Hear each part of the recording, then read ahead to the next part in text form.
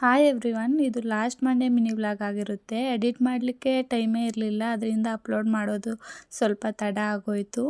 ಇವತ್ತು ನಾವು ಮುದ್ಗಾನಕುಂಟೆ ದೇವಸ್ಥಾನಕ್ಕೆ ಹೋಗಿದ್ದು. ಇಲ್ಲಿ ನೀವೇ ನೋಡ್ತಾ ಇದ್ದೀರಲ್ಲ ಎಷ್ಟೊಂದು ಜನ ಇದ್ದಾರೆ ಅಂತ. ಇನ್ನು ಇವತ್ತು ಕೊನೆ ಕಾರ್ತಿಕ ಸೋಮವಾರ ಆಗಿರೋದ್ರಿಂದ ಇಷ್ಟೊಂದು ಜನ ಅನ್ಕೊತೀನಿ.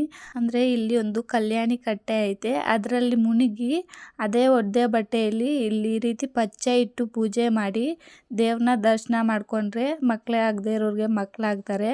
ಇನ್ನು ಬೇರೆ ಏನೇ ಸಮಸ್ಯೆಗಳಿದ್ರೂ ಕೂಡ ಪರಿಹಾರ ಆಗುತ್ತಂತೆ. ಇನ್ನು ಹೆಣ್ಮಕ್ಳ ಸಮಸ್ಯೆಗಳಿರುತ್ತಲ್ಲ ಅದೆಲ್ಲ ಕೂಡ ಇಲ್ಲಿ ಪರಿಹಾರ ಆಗುತ್ತೆ, ಅಮ್ಮ ನೆರವೇರಿಸ್ತಾರೆ ಅಂತ ಹೇಳ್ತಾರೆ.